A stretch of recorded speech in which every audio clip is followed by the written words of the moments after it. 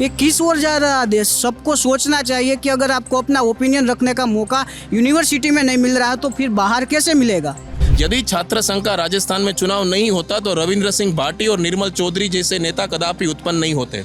आज गुजरात गवर्नमेंट ने विधानसभा में पिछले साल एडमिट किया था कि गुजरात के किसानों के ऊपर 5,000 करोड़ से ज्यादा का कर्जा है। 27 साल से सरकार इनकी है, आज तक किसानों का कर्जा माफ नहीं किया इन्होंने। नरेंद्र मोदी सौराष्ट्र में आएंगे, अभी बोलेंगे जूनागढ़ में जाकर कि भाइयों बहनों सौराष्ट्र मेरे दिल के करीब है, वो है बस। तो यूनिवर्सिटी क्यों नहीं दे रहे हो? पढ़ाई की मांग कर रहे हो, कुछ आपसे नाजायज मांग नहीं कर रहे ताकि बच्चों का पलायन रुके। अब मैं बिहार से आता हूँ। अब यूनिवर्सिटी तो हर जगह है, इस यूनिवर्सिटी में बिहार से भी बहुत ज्यादा छात्र हैं। भाषा पढ़ने के लिए आते हैं। भाषा तो BHU में भी है, वो पास में ही है। हमारे अपनी इच्छा होती है ना कि हम कहाँ जाएं पढ़ने के लिए। अब हमारी इच्छा हो रही है जाके चेन्नई पढ़ने के लिए, तो हम जाएंगे ही ना वहाँ पढ़ने के लिए, तो वो पलायन तो वो नहीं रुक सकता है। बीजेपी की गवर्नमेंट बनी तो उन्होंने भौगोलिक परिस्थिति भले ही उसकी दूर थी, लेकिन वो विस्तार का बहुत विकास किया है। राजकोट में एम्स दिया है, कहीं पे गुजरात में नहीं है एम्स। सबसे पहला एम्स राजकोट को मिला है। उसके सिवा कच्छ का विकास आप देख लो, कच्छ में अदानी ने इतना सारा इन्वेस्टमेंट किया है कि वहाँ के लोकल लोगों को कहीं बाहर जाने की जरूरत ना पड़े। by Candid Dusting Powder। Candid dusting powder redness, irritation, sweat rash और फंगल इन्फेक्शन जैसे 4 स्किन प्रॉब्लम्स का एक एक्सपर्ट सॉल्यूशन। अब रहो अनस्टॉपेबल कैंडिड डस्टिंग पाउडर के साथ। हम वडोदरा आए हैं, कल आनंद कवर किया, आनंद से आपको रिपोर्ट्स दिखाई, ग्राउंड रिपोर्ट। जो गांव में गए थे हम और इरमा यूनिवर्सिटी गए, आपको लल्लन टॉप के यूट्यूब चैनल पर, फेसबुक पर आपको सारी वीडियोस मिल जाएंगे। आज हम वडोदरा आए, तो वडोदरा में आने के बाद सबसे पहले हमने सोचा कि छात्रों के बीच चलते हैं। तो छात्रों के बीच कहाँ चला जाए, पता चला कि यहाँ बढ़िया से महाराज सायाजी यूनिवर्सिटी है, सायाजी राव यूनिवर्सिटी है। तो यहाँ पर अच्छे छात्र मिलेंगे, छात्र काफ़ी यहाँ के बात करने में माहिर हैं। तो हम लोग यहाँ आ गए। आए सबसे पहले कैंटीन में खूब खाना पीना हुआ हमारा और अमतेश भाई का। खाना पीना खा के अभी एकदम से रफ़ा दफ़ा हुए हैं। तो उसके बाद अब हमारे साथ कुछ छात्र हैं, इन्होंने बोला कि हमें बात करने की बड़ी इच्छा है। तो मैंने बोला चलो तुम लोग के पास बात करेंगे, जानेंगे कहाँ से हैं, क्या है, इलेक्शन के अराउंड भी बात करेंगे, इनके अपने बारे में भी बात करेंगे, पढ़ाई के बारे में भी बात करेंगे। प्लस एक इंटरेस्टिंग चीज़ जो मुझे यहाँ के पता चली कि यहाँ 2019 तक छात्र संघ के चुनाव हुआ करते थे। वो छात्र संघ के चुनाव 2019 के बाद से नहीं हुए। पहले तो कोरोना की वजह से 2 साल लगभग यूनिवर्सिटी बंद रही, उस वजह से नहीं हुए। उसके बाद फिर इन लोगों का कहना है कि टाले गए और अब लगभग वो नहीं हो रहे हैं। क्या कारण है, क्या नहीं है, उससे क्या फ़र्क पड़ा है, सब जानेंगे, मुद्दे भी जानेंगे, सारी बात करेंगे। हॉस्टल में भी चलेंगे। पहले यहाँ हम लोग शूट करते हैं बच्चों के साथ, यहाँ कैंटीन में। कैंटीन में काफ़ी अमतेश भाई में बोलूँगा बात दिखा दें। हालांकि अभी थोड़ा सा चूँकि इनका शायद से क्लास स्टार्ट हो गया, भीड़ कम हो गई। बहुत भयंकर भीड़ थी, अंदर भी पूरा एकदम बच्चे भरे हुए हैं। कैंटीन में ठीक ठाक भीड़ है, बट लोग सब एक्साइटेड में बात करने को। थोड़ी देर बाद हेजिटेशन खुलेगा, उसके बाद सब खुल के बात करते हैं। सबसे पहले किसके पास आऊँ? सबसे पहले आप बोलेंगे, क्या नाम है? मेरा नाम तेजस वाछानी है। तेजस, हाँ। कहाँ से हैं तेजस भाई? मैं सौराष्ट्र जूनागढ़ से हूँ। सौराष्ट्र से हैं। यहाँ पर क्या? यहाँ पर मैं MA पॉलिटिकल साइंस पढ़ने आया हूँ और मेरा ये फाइनल ईयर था। तो अभी जस्ट नाउ मेरी एग्ज़ाम वगैरह ख़त्म हुई है। एग्ज़ाम अभी ख़त्म हो गई तो फिर भी रुके हुए हैं? बस आज मेरे प्रोजेक्ट का सबमिशन था तो मैंने अभी वही ख़त्म किया है और उसके बाद कल मैं घर से निकल रहा हूँ घर के लिए। तो अच्छा, तो कल घर से जाएंगे, मतलब वोट करेंगे वहाँ जाके, है ना? हाँ, ज़रूर वोट करूँगा। अच्छा, वडोदरा में रहे इतने दिन, क्या वडोदरा में खास लगा? वडोदरा में यहाँ पर सबसे अच्छी चीज़ मुझे लगती है ना कि यहाँ पर आपको डाइवर्सिटी देखने को मिलेगी। यहाँ पर लोगों को अलग अलग जो उनकी विचारधाराएँ हैं, जो उनके अलग अलग व्यू पॉइंट है, वो लोग यहाँ पर बिना डरे, बिना किसी झिगझिगाहट के खुल के रखते। मुझे वो सारी चीज़ें बहुत अच्छी लगी। यहाँ पर मैं वही सीख के जा रहा हूँ। अगर आपका कोई ओपिनियन बन रहा है तो बिना कोई डरे आपको सबके सामने खुल कर रखना चाहिए। आपके अंदर जो कुछ भी एक क्रिएटिविटी है उसको आपको खुल के सबके साथ में मिलकर सेलिब्रेट करना चाहिए। तो मैं बड़ौदा से यही सीख के जा रहा हूँ। डिफरेंट ओपिनियन जो भी रहते हैं सब यहाँ पर अपने खुल के रखते हैं। अच्छा, आप लोगों के यहाँ जो छात्र संघ के चुनाव नहीं होते हैं तो फिर अपने ओपिनियन कैसे रखते हैं यहाँ पर? ये दुर्भाग्यपूर्ण है कि साल 2019 से सत्ताधीशों ने छात्र संघ के चुनाव को बंद कर दिया। मैं आपको बताना चाहता हूँ कि इस यूनिवर्सिटी में से, महाराजा सयाजीराव यूनिवर्सिटी में से, यूनिवर्सिटी के छात्र संघ के पहले वाइस प्रेसिडेंट चिमन भाई पटेल बने, जो आगे जाके गुजरात के मुख्यमंत्री बनते हैं। और यहाँ से बहुत सारे ऐसे नेता निकले जो आज कोई विधायक है, कोई सांसद है, कोई पार्षद है, या फिर कोई राज्यसभा का भी सांसद रह चुका है। ये सारी चीज़ें यहाँ से निकली हुई है। लेकिन 2019 से कहीं कोई ना कोई बहाना बना के छात्र संघ के चुनाव को टाल दिया जाता है। कॉमन एक्ट लेके आए, उसमें ये बोला गया कॉमन एक्ट में कि छात्र संघ के चुनाव नहीं होंगे। आज अगर कहीं से भी अगर छात्र यूनिवर्सिटी में छात्र संघ के चुनाव होते हैं तो वहाँ से क्या होता है, वहाँ से छात्रों को एक नेतृत्व करने का मौका मिलता है, उसमें नेतृत्व निर्माण की एक शक्ति उत्पन्न होती है। जैसे आजकल हम एक बहुत नाम चर्चा में देख रहे हैं, राजस्थान में रविंद्र सिंह भाटी, वो बंदा 26 साल का है, छात्र संघ के चुनाव में से निकला, सबसे यंगेस्ट एमएलए बना और आज एमपी के लिए इंडिपेंडेंट कंटेस्ट कर रहा है। तो भाजपा को ये डर है कि अगर कोई छात्र संघ के चुनाव सर कि मैं भी थोड़ा बैठ लेता हूँ। हाँ, आप बताइए। तो भाजपा को कहीं ना कहीं ये डर है कि अगर कोई छात्र संघ के चुनाव में से अगर एक बंदा निकलकर सत्ता को चुनौती देता है ना, तो उसके लिए खतरा पैदा हो सकता है। तो इसीलिए सारी चीज़ों को देखते हुए डरते हैं कि अगर कोई बंदा बागी बन गया, कोई छात्र बागी बन गया सत्ता के खिलाफ, तो इनकी सत्ता जो 27 साल से चल रही है वो कहीं ना कहीं खतरे में आ जाएगी। क्योंकि लेकिन भारतीय जनता पार्टी के अंदर भी छात्र संघ से निकले हुए कई बड़े नेता हैं। अरुण जेटली थे, अभी राजनाथ सिंह हैं, ऐसे करके आप एक लंबी फेहरिस्त है जो भारतीय जनता पार्टी में छात्र संघ से निकले हुए नेता हैं। आप बोल रहे हो कि उनको छात्र संघ के चुनावों से समस्या है, लेकिन उनकी पार्टी में भी खुद भी शुरुआत से लेकर अब तक छात्र संघ के से निकले हुए बड़े नेता आगे आते रहे हैं, पार्टी के लिए काम किया है, मंत्री बने हैं, केंद्रीय मंत्री रहे। लेकिन आप जो बोल रहे हो ना, वो गुजरात के बाहर हुआ है सारी चीज़ें, ठीक है। स्टेट यूनिवर्सिटी में छात्र संघ का चुनाव बंद करवा दिया। आप मुझे गुजरात में बताइए कि अभी जो सरकार है उसमें कितने ऐसे लोग हैं जो छात्र संघ की चुनाव को लड़कर मंत्री बने हैं। इसी यूनिवर्सिटी की बात करूं, यहाँ पर एबीवीपी का नामो निशान नहीं है। यहाँ पर यूनिवर्सिटी में एनएसयूआई का आज तक राज रहा, आज तक एनएसयूआई का छात्र संघ का अध्यक्ष बनता रहा। तो एबीवीपी कहाँ पर है? कहीं पर भी नहीं है। और जो गुजरात में आज भाजपा के बड़े नेता वो कहलाते हैं या फिर कहते हैं अपने आप को मैं युवा नेता हूँ, जो नए नए मंत्री बने, उसमें से कितने लोग एबीवीपी में से आते हैं? आज एक भी नहीं है। लेकिन मैं जब आया तो बड़े भाई बैठिए, यहाँ आके बैठिए रहा। जैसे आपने बताया कि हाँ एनएसयूआई जीतती आई है, बड़े भाई जब मैं आया इनके पास तो ये बता रहे थे कि एक हमारा संगठन है, क्या बोलते हैं उसको, विद्यार्थी, हमारा एक स्टूडेंट यूनियन चलता है। तो हमारा स्टूडेंट यूनियन 2019 में जीता हुआ था। उसके पूर्व भी 2018 में भी हमारी वीपी जीती हुई थी। उसके सिवा भाई कहते हैं कि कोई एबीवीपी का नामो निशान नहीं है। तो 2006 से लेके 2012 तक कंटिन्यूसली एबीवीपी के यूजीएस वगैरह यहाँ पे बने हैं। तो कोई यहाँ पे जो गुजरात में जो विद्यार्थी से लेके सबकी जो मानसिकता है वो कहीं ना कहीं सबके साथ जुड़ी हुई है। तो ये पूरी एक झूठ है कि एनएसयूआई जीतती थी या कोई यही है कि आप किससे एबीवीपी से हैं? नहीं, मैं एबीवीपी से नहीं हूँ। मेरा अलग हमारा खुद का विद्यार्थी संगठन है, तो मैं उससे हूँ। अच्छा, मतलब तीसरा संगठन है जो ये एबीवीपी एनएसयूआई से अलग? हाँ, अलग है। लेकिन हम भी कहीं ना कहीं भारतीय जनता पार्टी की विचारधाराओं से जुड़े हुए हैं और हम भी बचपन से अभी तक नरेंद्र मोदी जी को हमारा आदर्श मान के देखते हुए बड़े हुए हैं। पहले मुख्यमंत्री के तौर पर देखते थे, अभी उनको वड़ा प्रधान के तौर पर देख रहे हैं। लेकिन एक चीज़ मुझे जाननी थी, जैसे प्रधानमंत्री वडोदरा से चुनाव लड़े थे 2014 में, वडोदरा से भी लड़े थे, वाराणसी उनकी दूसरी सीट थी, है ना। उसके बाद 2014 में उन्होंने वाराणसी को चुना, वडोदरा को छोड़ा। 2019 में भी वडोदरा से नहीं लड़े, मतलब गुजरात की किसी भी सीट से नहीं, वो वाराणसी से ही लड़े थे चुनाव। और इस बार अभी तक तो प्रचार करने वडोदरा नहीं आए हैं और शायद अब आने वाले, अभी 2 तारीख को उनको आनंद आने का है। उसके बाद पता नहीं वडोदरा आएंगे या नहीं। ऐसे कयास हैं कि शायद इस बार वडोदरा में वो चुनाव के लिए ना आए। वडोदरा गढ़ है, ये बात सच है कि भाजपा का गढ़ रहा है, भाजपा लंबे समय तक वडोदरा से जीतती रही है। लेकिन फिर प्रधानमंत्री अचानक से, जैसे आप बता रहे हो प्रधानमंत्री को आपने आदर्श माना, फिर वो वडोदरा से एकदम से दूरी कैसे बना ली है? नहीं, वडोदरा से दूरी नहीं है। वडोदरा से अभी उनके पास अभी देश का प्रतिनिधित्व है। उन्होंने गुजरात में अपना जो प्रतिनिधित्व है वो अपने साइड से यहाँ पे रख दिया है। वो गुजरात का प्रतिनिधित्व देखते हैं, जहाँ जहाँ वडोदरा को ज़रूरत होती है वो देते हैं। जैसे कि अटल ब्रिज का जब ओपनिंग था तब वड़ा प्रधान श्री यहाँ पे आए थे, अटल ब्रिज का ओपनिंग वगैरह किया था। तो जब जब ज़रूरत रहती है, कोई दूरी नहीं बनाई रखी है। अभी ये चुनाव का माहौल है, जहाँ जहाँ प्रचार की ज़रूरत रहती है, वडोदरा है वो बीजेपी के साथ सालों से जुड़ा है। 1998 से यहाँ पे बीजेपी के ही सांसद वगैरह हैं, वो जीतते आए हैं। यहाँ पे सबको मालूम है कि बीजेपी को सिर्फ लीड काउंट करनी है कि 5 लाख की लीड से जीतेंगे, 6 लाख की, 7 लाख की।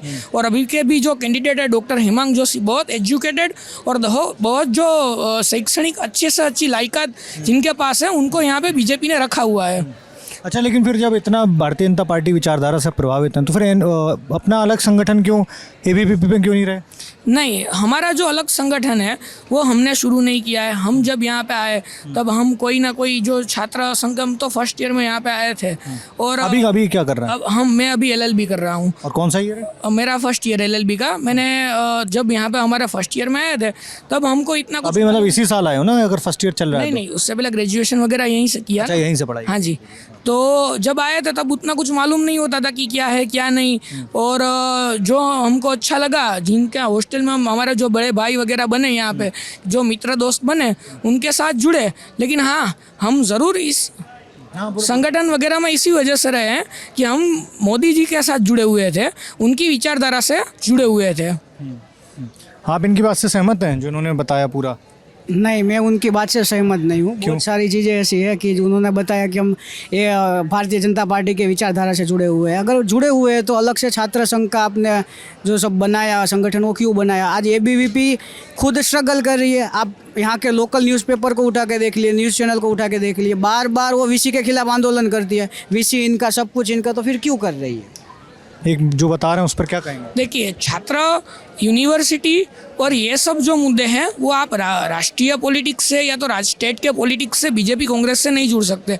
एक छात्रों का चुनाव है, छात्रों के बीच की राजनीति है। छात्रों की जो यूनिवर्सिटी से डिमांड है वो अलग चीज़ है, और राज्य की जो सरकार है और राज्य की सरकार और देश की सरकार के अलग काम है। नहीं, लेकिन तो ये इनका सब आप मर्ज नहीं कर सकते। नहीं, वो ठीक बात है, लेकिन ये जो पूछ रहे हैं कि जैसे आप भारतीय जनता पार्टी की विचारधारा से इतना प्रभावित हैं आप, लेकिन फिर आपने अपना अलग मतलब आपने नहीं बनाया, आपने किसी एक संगठन को ज्वाइन किया, लेकिन आपके पास ऑप्शन था ना, तो ABVP के लिए भी काम कर सकते थे। देखिए, कोई ना कोई मतांतर कहीं ना कहीं, कोई ना कोई जगहों पे कभी ना कभी क्या होता है। मतांतर रहा था? वो देखिए, विचारधारा सबकी एक ही रहती है, लेकिन किसी को इलेक्शन लड़ना होता है, कोई लड़ नहीं पाता है, किसी को नहीं लड़ाना होता है। तो ऐसा ना ऐसे, वो देखिए, वो टाइम का, वो समय का मुझे मालूम नहीं है कि क्या रहा होगा, लेकिन इन जनरल केसेस में, ऐसे केसेस में ऐसी ही चीज़ें कुछ ना कुछ हुई। जैसे आपका क्या कारण रहा था? आप अपना कारण बताइए।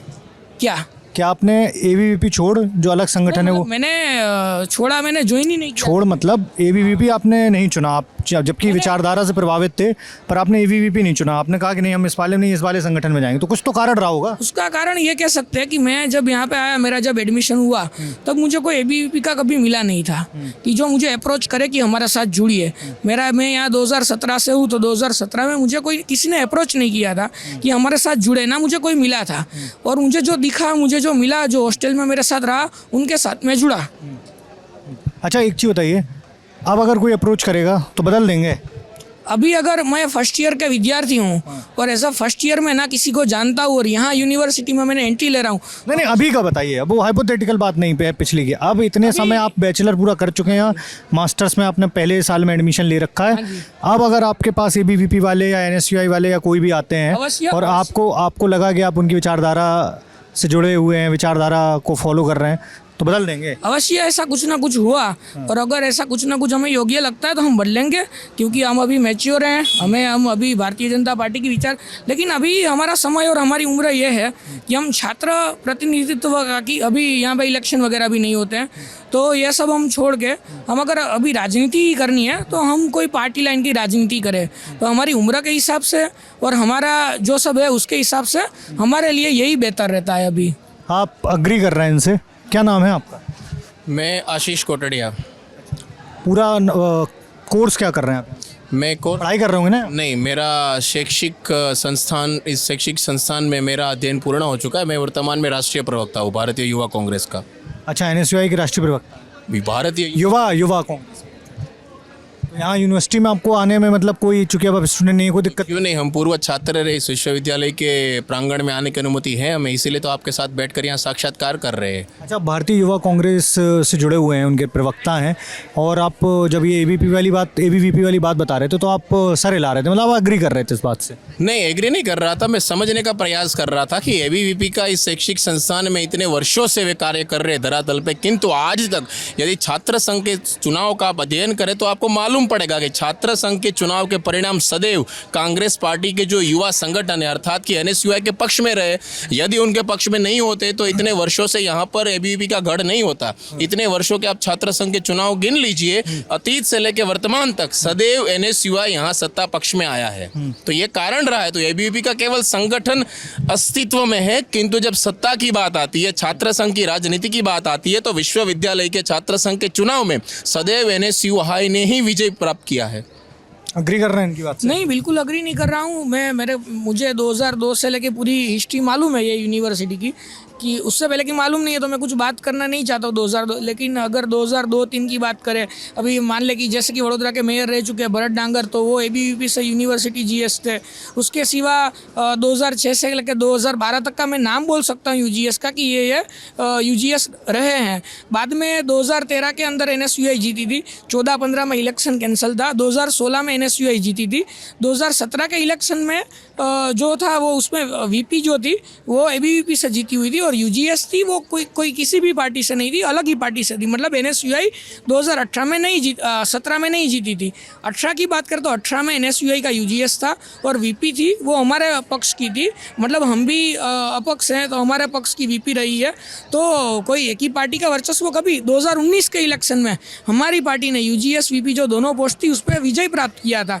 तो ये पूरी गलत बात है कि एनएसयूआई विजय प्राप्त करती आई है। 2002 से मैंने आपको पूरी हिस्ट्री बता दी कि कब कब एनएसयूआई जीती। हितेश बत्रा से लेकर सलोनी मिश्रा तक का चुनाव का अध्ययन कर लीजिए, मालूम पड़ जाएगा कि किस तरीके से इस विश्वविद्यालय के प्रांगण में छात्र की जो राजनीति है उसमें हमारा संगठन सबसे सक्रिय रहा है।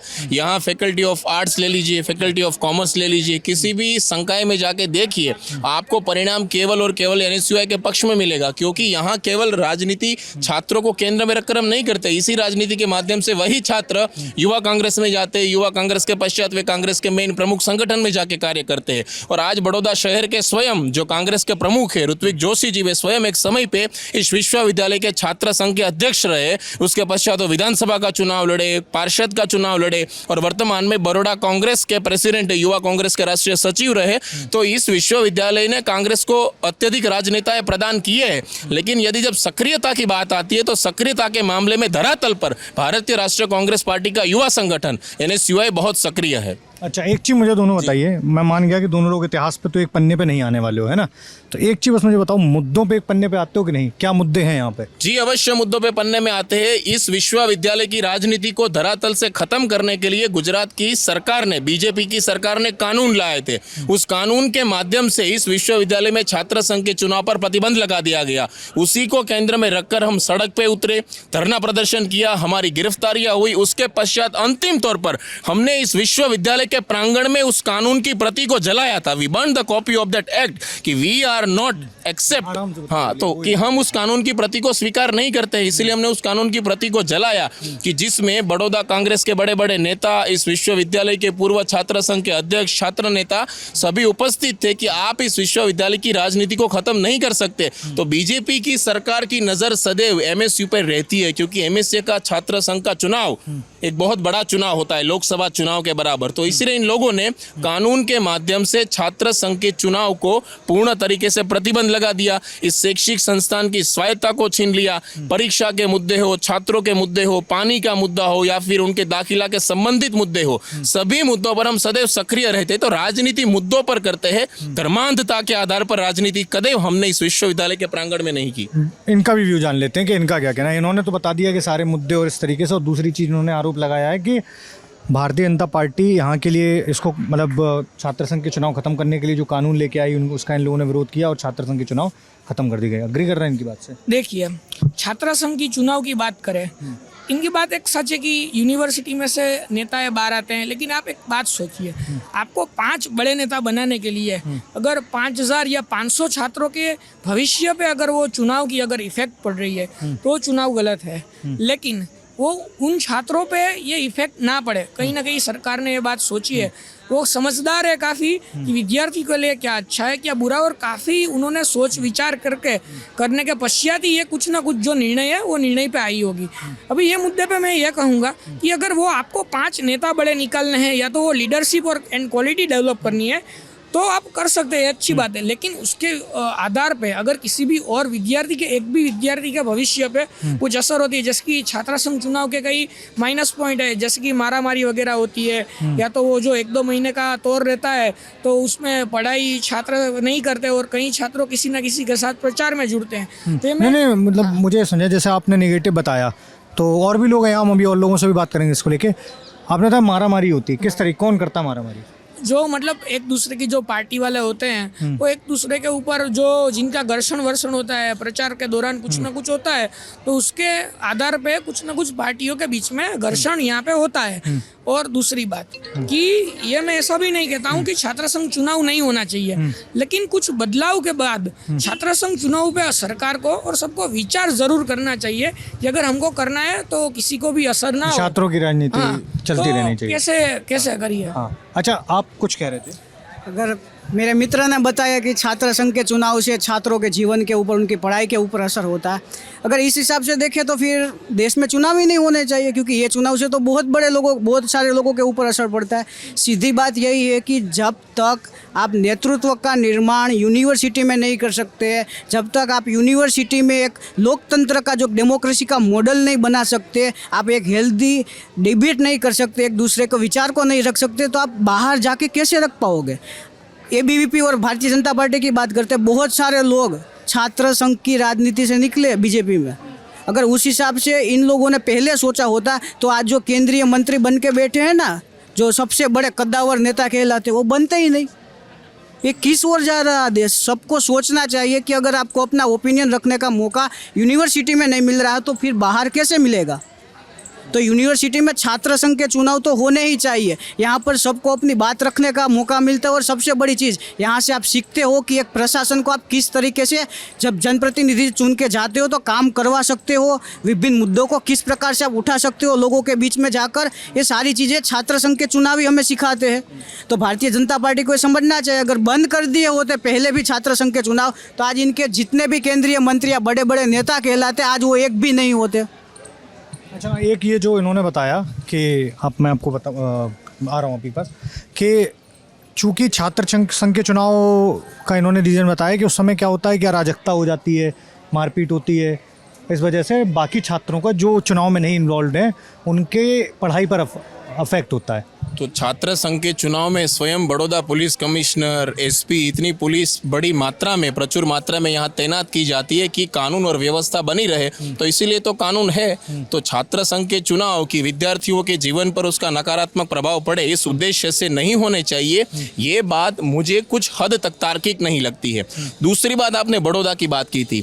सबसे बड़ी बात बड़ौदा की ये है कि ये वही बड़ौदा है जहाँ से डॉक्टर बाबा साहेब भीमराव आम्बेडकर ने, यहाँ कमाटी बाग लोकेटेड है, वहाँ से संकल्प लिया था कि जात पात का विनाश हेतु। अंबेडकर जी ने स्वयं इस विश्वविद्यालय में आगे उनका आधिकारिक कार्यालय वहां पे कार्य भी किया था। तो बड़ौदा विश्वविद्यालय को प्रसिद्ध होने का सबसे बड़ा प्रमुख कारण यही है। और छात्र राजनीति की शुरुआत तो तभी से हो चुकी थी। आप देखिए, इसी विश्वविद्यालय ने मुख्यमंत्री दिया है सैम पित्रोड़ा, जिन्होंने भारत में आईटी रिवॉल्यूशन की नींव रखी, वे स्वयं इस विश्वविद्यालय से पढ़े हुए। नेटा डिसूजा मैडम, जो भारतीय महिला कांग्रेस के अध्यक्ष रहे, भरत डांगर बड़ौदा का मेयर रहा, विठल रादड़िया के सुपुत्र जयेश रादड़िया जी गुजरात सरकार के पूर्व मंत्री और विधायक, वे भी इस विश्वविद्यालय फैकल्टी ऑफ कॉमर्स से पढ़े हुए।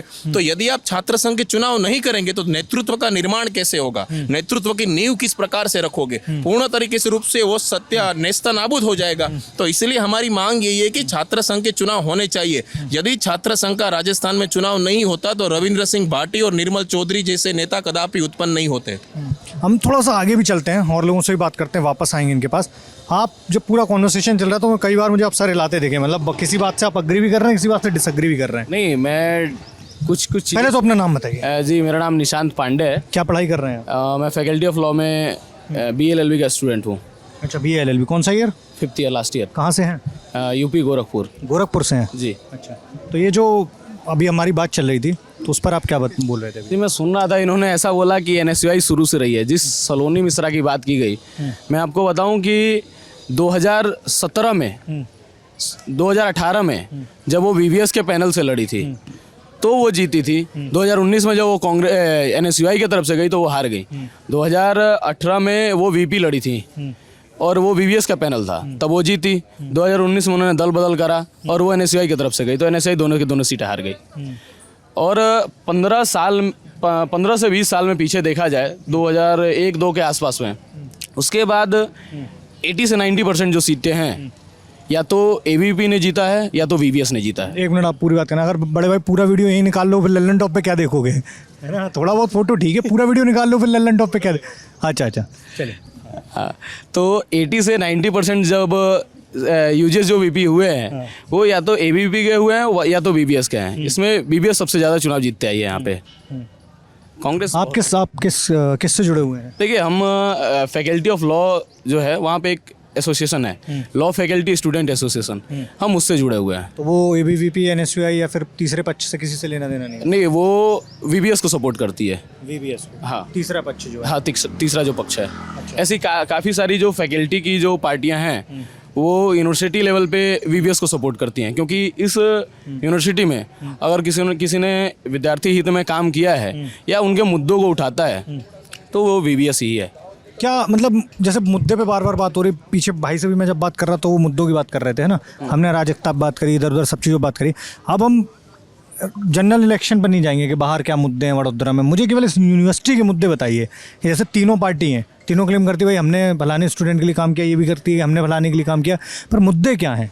मुद्दे बहुत छोटे हैं, यूनिवर्सिटी के मुद्दे बहुत जैसे? छोटे हैं। वॉशरूम की साफ सफाई, कहाँ मिरर लगा, टाइम तो टेबल। आप लोग कैसे इंश्योर कराते हो? जैसे मान लो आपका दल जीत गया, तो आप कैसे इंश्योर कराते हो? पहले तो देखिए, हमारा एक प्रोसेस तरीका है, आवेदन फिर आंदोलन, कि पहले हम आवेदन देते हैं फिर आवेदन देते हैं, अगर उस पर सुनवाई नहीं होती है तो हम आंदोलन करते हैं। तो मुद्दे बता दीजिए एक बार विस्तार से। मुद्दे जैसे अब मैं बताऊं कि जब कोविड ख़त्म हुआ और ऑफलाइन परीक्षा की यहाँ पे शुरुआत हुई, बच्चों को ऑनलाइन से ऑफलाइन में आने में बहुत तकलीफ हो रही थी, तो ऑनलाइन की यहाँ पे बात की गई थी। तो वीसी द्वारा इंश्योर किया गया था कि बच्चे अगर इनकेस अगर वो केटी उनके आती है तो वो डिटेन नहीं किए जाएंगे। फिर उसके बाद क्या हुआ कि जब रिजल्ट आया बच्चों का, उनको डिटेन किया गया, और हमने वीसी से बात की थी तो उसमें उन्होंने बोला था डिटेन नहीं किए जाएंगे। इस मुद्दे को हमने उठाया, कम से कम हमने 7 दिन तक हम हेड ऑफिस बैठे होंगे, सुबह से शाम तक आवेदन दिया, निवेदन किया, फिर आंदोलन किया, और यूनिवर्सिटी प्रशासन के कान खड़े कर दिए हमने। आखिर में उनको हमारी बात माननी पड़ी और बच्चों को डिटेन नहीं किया गया उस बार। अच्छा, तो जब, हाँ क्या कह रहे हैं बताइए।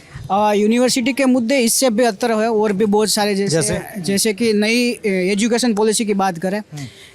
यूनिवर्सिटी में नई एजुकेशन पॉलिसी का इम्प्लीमेंटेशन हो रहा है, लेकिन आज समय पर छात्रों की एग्ज़ाम नहीं हो रही है। आप यहाँ गुजरात के लोकल न्यूज़पेपर उठा के देख लीजिए, जो संदेश और गुजरात समाचार होता है, हर दूसरे या तीसरे दिन खबर आती है कि समय पर परीक्षाएं नहीं हो रही है। कॉमर्स के छात्रों को इस समर वेकेशन में अपनी पढ़ाई करनी पड़ेगी क्योंकि समय पर एग्ज़ाम नहीं हो रही है। दूसरी चीज़, यहाँ पर बार बार ये कहा जाता है कि जो प्रोफेसर है उनको टेम्पररी तौर पर रखा गया, उनके कॉन्ट्रैक्ट को रिन्यू करने की समस्या बार बार आ रही है। अगर आप किसी यूनिवर्सिटी को बेहतर बनाना चाहते हैं तो सीधी चीज़ है कि वहाँ पर आपके पास बेहतरीन अध्यापक होने चाहिए कि जो अपने फील्ड में माहिर हो। लेकिन स्टेट यूनिवर्सिटी होने के नाते यहाँ पर गुजरात सरकार आज तक अच्छे जो प्रोफेसर है उनको परमिनेंट नहीं कर रही है, जगह खाली पड़ी हुई है।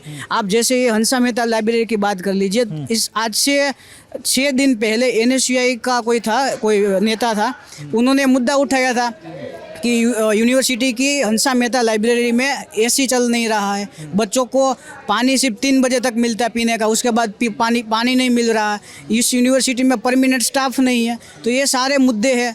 और आप हॉस्टल में जाएंगे तो हॉस्टल में भी एक समस्या है कि हॉस्टल भी चलेंगे हम अभी। बहुत सारे ऐसे छात्र हैं जो सौराष्ट्र से आते हैं, दूसरे स्टेट से आते हैं, दूर दूर से, तो वहाँ पर उनको रहने के लिए जगह नहीं मिल पा रही है। गुजरात गवर्नमेंट में साल 2019 में 2 हॉस्टल बनाने की बात की थी, लेकिन आज तक वो 2 हॉस्टल नहीं बन पा रही है। तो ये बहुत सारे मुद्दे हैं। आप क्या बता रहे थे? देखिए, हमारी जो इलेक्शन हमारे होते हैं वो ट्रेनिंग और प्लेसमेंट वगैरह के हमारी, जैसे कि माना जाता है कि हमारा गढ़ है, हमारा वैसी टेक्नोलॉजी फैकल्टी, वहाँ पे इलेक्शन नहीं होते हैं। वहाँ पे हमारा जीएस है, वो अनकंटेस्टेड चुना जाता है और पिछले 15 सालों से अनकंटेस्टेड आता है। वहाँ पे हमने क्या काम किया वो आपको मैं बताता हूँ। वहाँ पे ट्रेनिंग और प्लेसमेंट में वो नंबर 1 है गुजरात में, इंजीनियरिंग में।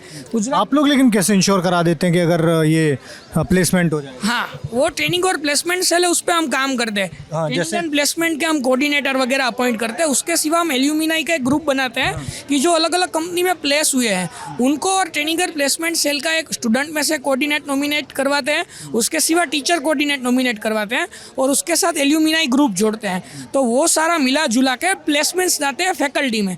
तो जो स्टूडेंट्स है आज इंजीनियरिंग में, जो विद्यार्थियों को सबसे अच्छे प्लेसमेंट अगर कहीं पे कोई कॉलेज में मिल रहा है गुजरात में, तो वो टेक्नोलॉजी फैकल्टी है गुजरात की। उसके सिवा यहाँ की जो सोशल, और हाँ, टेको के अंदर 3 इवेंट्स होते हैं, जैसे कि फुटप्रिंट्स करके इवेंट होती है, तो वो IIT मूड इंडिगो, IIT में मूड इंडिगो होता है, वैसे ही यहाँ की इवेंट है फुटप्रिंट्स।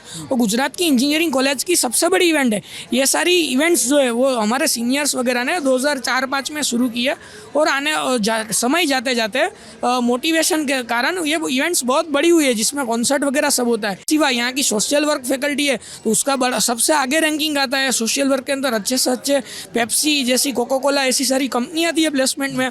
लॉ फैकल्टी है, अभी 2 दिन पहले ही सर्वे आया, लॉ फैकल्टी का गुजरात राज्य में प्रथम नंबर आया कि लॉ के अभ्यास में, और पूरे इंडिया के अंदर 5वां क्रमांक आया।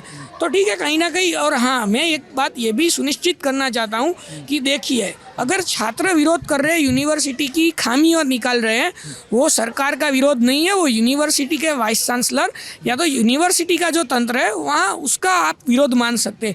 इसमें आप सरकार का विरोध नहीं, ये सरकार का विरोध। ये तो लेकिन अदरवाइज कह रहे हैं, क्या कह रहे हैं? अरे ये बोल रहे वाइस चांसलर, ठीक है। सयाजी राव, महाराजा सयाजी राव यूनिवर्सिटी किसके अंडर आती है? स्टेट के अंदर आती है। स्टेट ने किसको यहाँ पर भेजा है? वाइस चांसलर को। तो आप पहले कॉमन एक्ट की बात क्यों करते हैं? कॉमन एक्ट के नाम से आप ये सारी चीजें अपने हस्तक में लेना चाहते हैं। जब खामियां गिनाते तो सब कुछ VC के ऊपर डाल देते। VC किसको यहाँ पर रिप्रेजेंट करता है? स्टेट गवर्नमेंट को। हाँ, कॉमन एक्ट अभी आया। अभी तक जो कॉमन एक्ट जब तक नहीं आता तब तक ये ग्रांटेड यूनिवर्सिटी थी। तब तक यहाँ के जो चांसलर थे वो यहाँ की जो राजमाता वगैरह थी वो माने जाते थे। पूरा जैसे कि LD इंजीनियरिंग कॉलेज है जो गवर्नमेंट कॉलेज है, उस प्रकार से ये यूनिवर्सिटी सरकार के अंडर में नहीं है।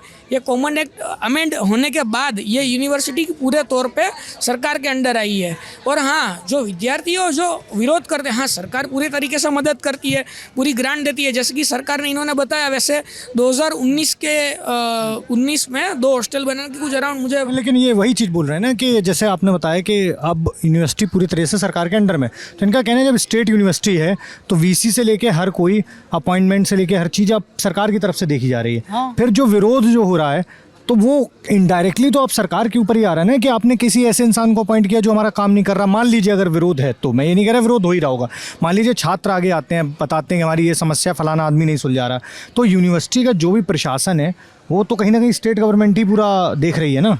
वो आप एग्जीक्यूटिवली कह सकते हैं, लेजिस्लेटिवली नहीं कह सकते। वो एक सरकार के प्रतिनिधि है, लेकिन वो एग्जीक्यूटिवली है, वो लेजिस्लेशन नहीं है कि कोई चुन के नहीं आ रहे हैं। हाँ, लेकिन सरकार ही अपॉइंट करती है, वैसे आप कह सकते हैं कहीं ना कहीं। हाँ, वो कहीं ना कहीं आप कह सकते हैं सरकारी अपॉइंट करते हैं, लेकिन अपॉइंट किए गए लोगों से भूल हो सकती है।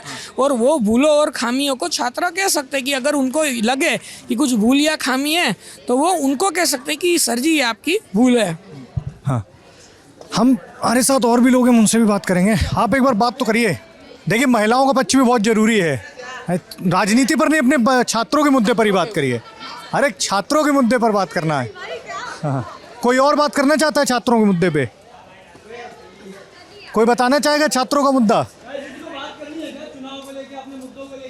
किसी भी चीज को लेके? अमतेश भाई आइए, इधर बात करते हैं। थोड़ा बहुत तो बोलना पड़ेगा। नहीं, थोड़ा बहुत तो नहीं। देखिए, आप अपने मुद्दे बताइए, अपनी बताइए, चीजें जरूरी थोड़ा ना है कि कोई मुद्दा नहीं है। नहीं, आप बता रहे हैं आपका कोई मुद्दा नहीं, अपने कोई मुद्दा नहीं भाई। मतलब बिल्कुल एकदम सारे मुद्दे से फ्री। बस। क्या पढ़ाई कर रहे हो भाई? अभी BA last year. BA last year है? लास्ट ईयर है। किस में कर रहे हैं BA? BA history. BA history में पढ़ रहे हो? चलो तो BA हिस्ट्री बारे में थोड़ी बात कर लेते हैं। जरूरी थोड़ा नहीं है कि राजनीति पे बात की जाए। नहीं, अरे लड़ाई नहीं करना, लड़ाई। चलिए आप लोग थोड़ा सा बात करिए, अपने कोर्स के बारे में बात करिए, ठीक है? कोर्स के बारे में बात करते हैं। आपके और कुछ नहीं? आपका नाम? इशिका मकवाना। इशिता क्या पढ़ाई कर रही हैं आप? BA honours in department of English. BA honours कर रहे हैं, डिपार्टमेंट ऑफ इंग्लिश। इंग्लिश में। तो यूनिवर्सिटी के अंदर जैसे अभी चुनाव तो होते नहीं है, ये सब लोग एक चीज़ बता रहे थे कि जब चुनाव हुआ करते थे तो छात्रों को बड़ी समस्या आती थी, ऐसा होता था? आती भी थी, लेकिन अभी इजी भी हो गया है, मतलब झगड़े वगड़े नहीं होते। तो झगड़े हो जाते थे जब इलेक्शन हाँ, ऑफ कोर्स होते थे। हाँ, और तो फिर व्यवस्था कैसे मैनेज होती थी? वो प्रोटेस्ट करके, जब चुनाव होता था, जब ग्रुप्स थे तब प्रोटेस्ट करके हो जाता था, लेकिन अभी तो ग्रुप्स नहीं है तो अभी भी चलता है, लेकिन बहुत कम चलता है। अच्छा, मुझे ये जानना है कि जब ये छात्र संघ के चुनाव होते थे या जो भी यहाँ पर मुद्दे होते हैं उनको लेकर जब भी आगे आते हैं छात्र सारे, तो उसमें लड़कियों महिलाओं का कितना रहता है योगदान? मतलब कितना वो उस चीज़ में आगे आते हैं कि जो छात्र राजनीति उसमें कितनी महिलाओं का योगदान होता है? महिला का हो गया योगदान, लेकिन मैं नहीं हूँ, मतलब मुझे इंटरेस्ट नहीं है पॉलिटिक्स में, लेकिन जिसको होता है, मतलब जिस गर्ल को होता है इंटरेस्ट पॉलिटिक्स में, वो आती है आगे और बोलती भी है लड़कियों के बारे में। और यहाँ पे पहले वॉशरूम नहीं था यहाँ, तो अभी वॉशरूम भी बनवाया है लड़कियों के लिए, पहले कॉमन वॉशरूम नहीं था। अच्छा, एक चीज़ बताइए, जैसे छात्र संघ के हमने नेगेटिव पर तो बात कर ली कि हाँ चलो लड़ाई झगड़ा होता था, उसके रहने से जब छात्र संघ के चुनाव होते थे यहाँ पर तो सबके उससे फ़ायदा था कुछ? हाँ, फ़ायदा था ना, जैसे कि कुछ ऐसे होता था, मतलब अभी तो ना कुछ होता नहीं है, मतलब होली सेलिब्रेट होती थी, वैसे थोड़े थोड़े सेलिब्रेशन होते थे, लेकिन अब चले गए सब ग्रुप्स, तो ऐसा कुछ होता नहीं है, मतलब बोरिंग हो गई है कॉलेज इन द सेंस। अच्छा, एक्टिविटीज़ होना धीरे धीरे हाँ, एक्टिविटीज़ नहीं होती, अब धीरे धीरे बंद हो गई है। हाँ, बस वही। और जैसे अभी कोई मुद्दा होता है आपका, जैसे आपने बताया यहाँ पहले टॉयलेट नहीं थी तो समस्या थी, है ना, तो छात्र नेताओं ने मिलकर पूरा यहाँ पर जो भी प्रोटेस्ट किया होगा आप लोगों ने सबने मिलकर, अब जब कोई मुद्दा होता है अपना, जब से 2019 के बाद से छात्र संघ के चुनाव नहीं हुए, आप लोगों ने कोरोना के बाद आना, कॉलेज वापस आना शुरू किया होगा, अब कोई मुद्दा होता है तो अब कैसे उस चीज़ को अपना प्रशासन के सामने रखते हैं, कॉलेज प्रशासन के? वो तो मुझे नहीं पता, क्योंकि मैं उन सब में हूँ नहीं, तो आई डोंट नो।